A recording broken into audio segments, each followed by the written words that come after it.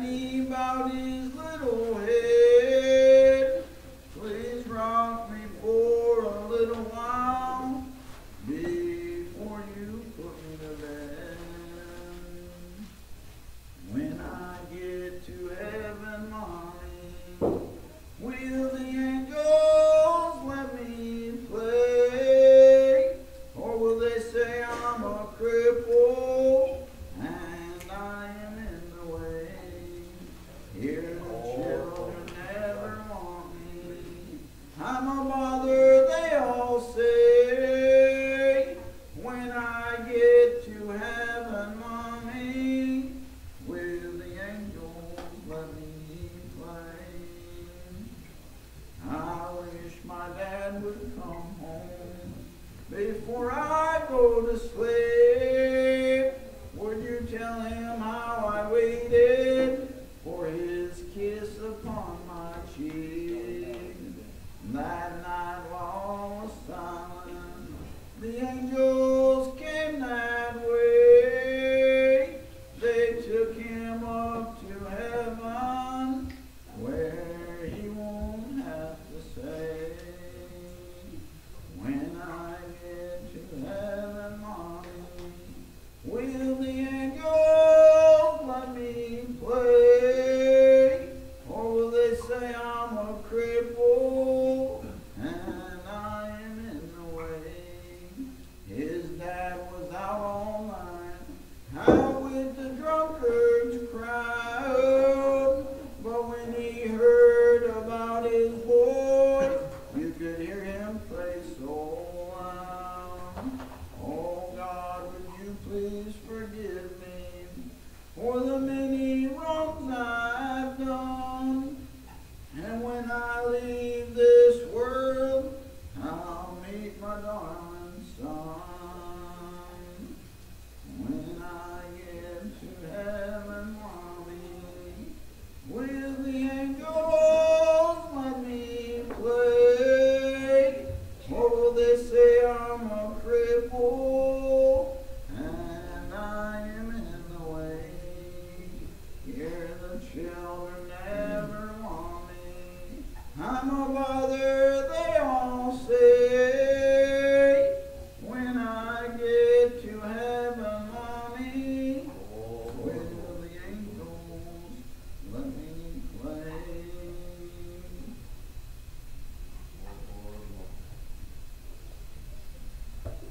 Much rather just give my time to these brothers and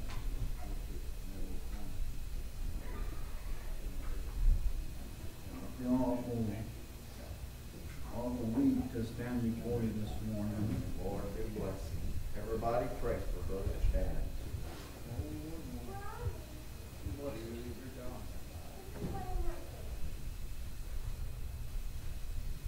I'm already enjoyed to feel the Spirit of the Lord here today. And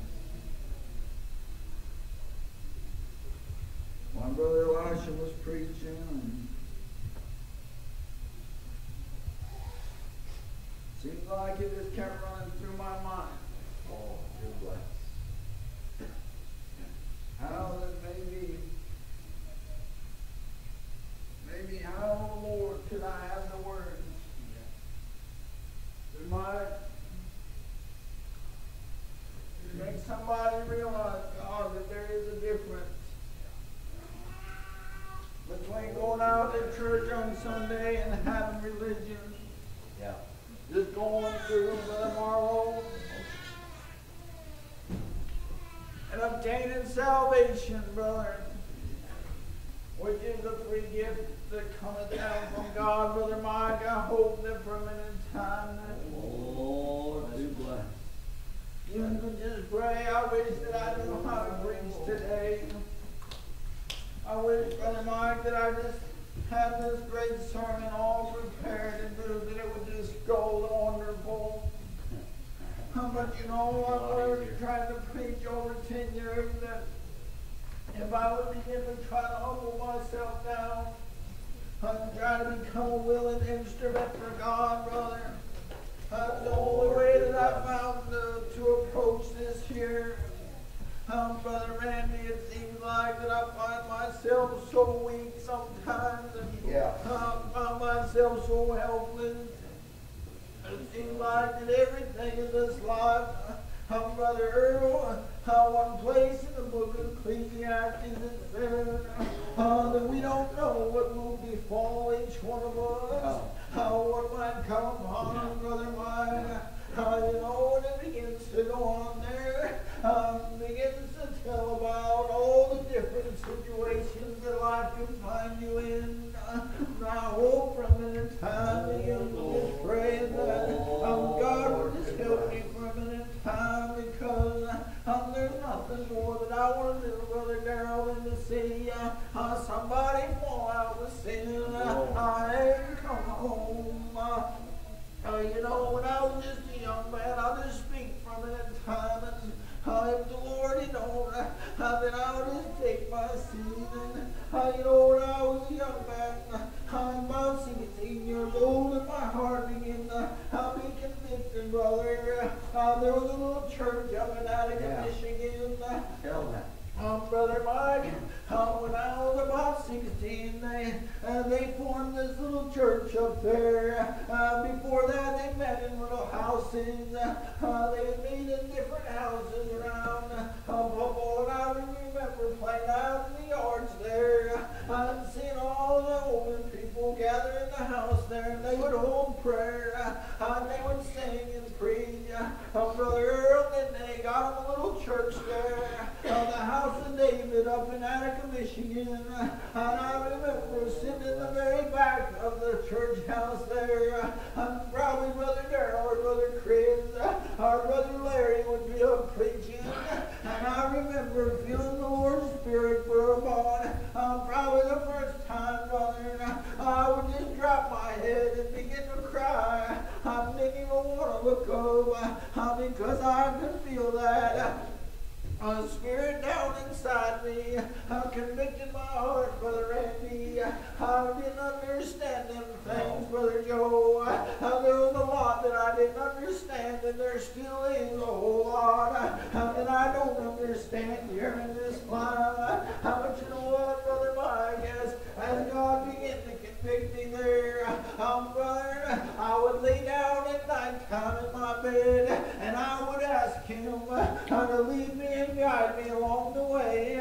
I'm crying out to Him, Brother Darrell, and I would find myself about 1 o'clock in the morning there, slipping out of bed and getting down beside that bed. I'm just praying, God, will you save me? Lord, I feel like if I die, God, I would go to heaven. Lord, and I want to. You know, Brother Earl, it seemed like I went like that for many nights, a long time. I thought, well, maybe I'm not praying right, maybe I'm not doing this right, but you know what, you see, you can go out to church on Sunday, you can do everything just right, you can watch the words that you say, you can dress with the right clothes on, and you can go out and make your appearance. But I want you to know something today, that unless you get your heart dressed up right, Brother Darrell, you're not going to have what it takes, Brother Marlowe, to make it into heaven's land. Oh, you see, one night, I'm down beside my bed, Brother Earl, I finally got to the end. I couldn't take no more. I would cry myself to sleep, asking God, Lord, will you just, Lord, let me make it through one more night, God, so that I don't die and go to hell. But you know what? I had a little motorcycle then, Brother Marlowe, about 16 years old. Only thing I really had, and my mom and dad probably bought it for me, but I still thought that was the only thing I had at that time. And you know what? I would ride it all over the place. Brother Joe, I thought that I was invincible on that. And you know, one night, down beside my bed, praying, I began to come come to my mind, Brother Mike, and I thought, well, maybe that motorcycle, it's holding me back from going to heaven. And you know what? I told the Lord, I said, I'll put it in the newspaper, God. I'll sell it. I'll get rid of it. Because I heard the preacher say, you gotta be first in my life, and I can't have anything before you. And you know what, brother, I begin to get my heart in the right place. That's what it is. I begin to start to put him first in my life. I begin to seek out what he would have me to do. You know what? A few nights later, down beside that bed of mine, I feel like the Lord, Brother Marlowe, forgave my soul. I feel like he began to show me his son hanging on a cross, Brother mine, hanging there saying, son, I've already did it all for you. Just come on, do your Father's work. You know what, sissy? I was about almost 17 years old, and I just broken my collarbone, Brother Darrell. But you know what? It was about January 31st up in Michigan. I think there was about 7 or 8 inches of ice, Brother Earl. But you know what? I didn't care. I wanted to do whatever Jesus wanted me to. I wanted to show my friends that I didn't live for this world anymore. You know, when Brother Elisha was preaching there about that young girl who was blind, you know, one place in the Bible says that the lust of the eyes and the lust of the flesh. Brother, you know, if we didn't have these eyes right here, we'd be in better shape because all the world that we look at out here, it has nothing good to offer us. But what we feel in our heart when the Lord speaks to us, if we would be obedient to that, if we would follow on that, brother, we would be in a lot better shape, I know. But you know what? They took me out into that water there, and the ice was awful thick, Brother Joe, but I didn't care. I had a broken collarbone. But you know what? I want you to know something today, that when God does something, he does it for eternity. He don't just do it for a little while, Brother Darrell. No doubt, them disciples that followed Jesus around for the few years he was on earth, they let him down a lot. Brother Peter, no doubt, told him that he would fight for him. He would follow Jesus and fight for him, whatever he needed to do. It wasn't long, Peter found himself sitting over beside a bed, over beside a little fire there, and no doubt he let the Lord down. But you know what? He didn't have it yet. He didn't have what he needed down in his heart just yet.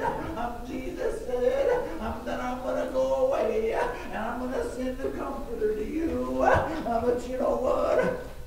After the Lord, he hung and he died, and he led my brother, and there was a couple men walking down the road there, and they was all seeming kind of sad there. And you know, another man came up beside him and he said, why do you seem so sad? That man Jesus that you seen leave, he'll come back in a like manner, Brother mine. No doubt, just like them disciples there, they had some burning down in their heart. They kept them going on, just like when Peter, Brother Earl, just like when Peter began to walk out on that water.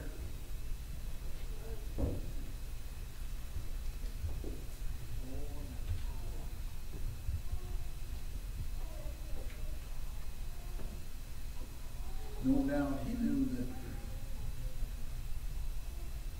without the Lord he would perish.